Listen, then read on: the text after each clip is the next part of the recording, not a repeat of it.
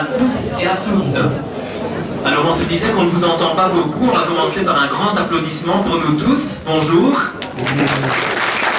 Soyez les bienvenus. Est-ce que tout se passe bien jusque-là? Oui. Alors, avant de vous accueillir, je voudrais aussi remercier le Germoire qui est présent aujourd'hui, qui s'occupe du repas. Bravo à eux.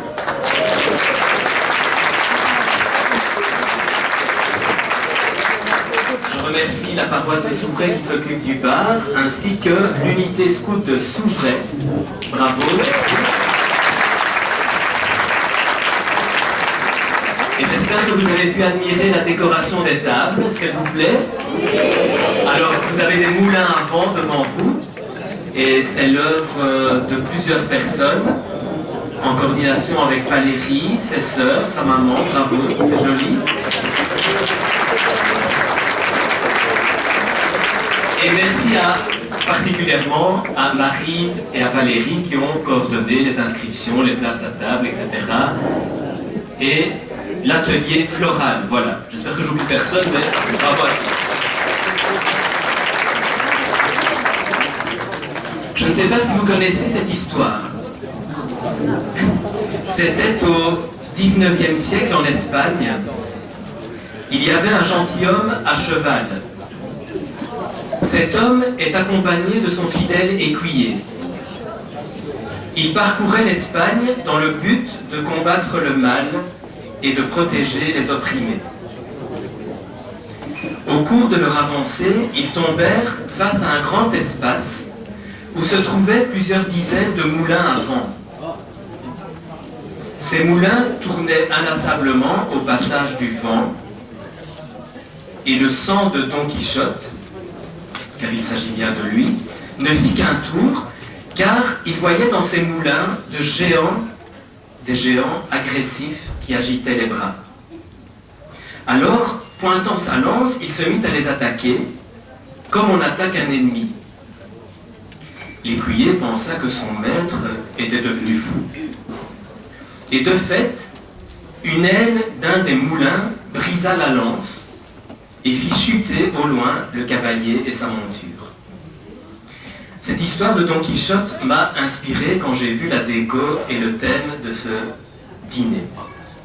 Parce que dans la vie, quand frappe l'adversité, on a parfois l'impression de se trouver face à d'immenses moulins à vent. Dans ces moments-là, on a le sentiment que chaque jour qui passe vient briser un peu plus les ailes de notre destin. Les moulins à vent du monde d'aujourd'hui, ce sont tantôt la solitude ou l'exclusion, c'est la pauvreté grandissante, ce sont des problèmes économiques ou de santé, ce sont des déchirements affectifs ou familiaux, des recherches de logement ou d'emploi difficiles, voire infructueuses. Et plus on regarde l'actualité, plus on a l'impression que le vent s'agite toujours plus fort autour de nous. Devant ces moulins, se battre seul peut vite s'avérer décourageant. Et puis on se met à écouter les paroles d'une chanson. Allez, viens, je t'emmène au vent, je t'emmène au-dessus des gens, et je voudrais que tu te rappelles que l'entraide est éternelle. Être emmené au vent, c'est accueillir la présence à ses côtés d'un bénévole, d'un travailleur social ou d'un éducateur. C'est donner la main à qui vous l'attend, ne fût-ce qu'un court moment.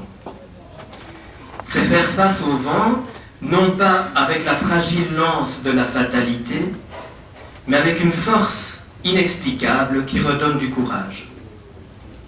L'entraide, même si elle le voulait, n'a pas le pouvoir de supprimer le vent, mais elle peut aider à lui faire face avec une force plus grande.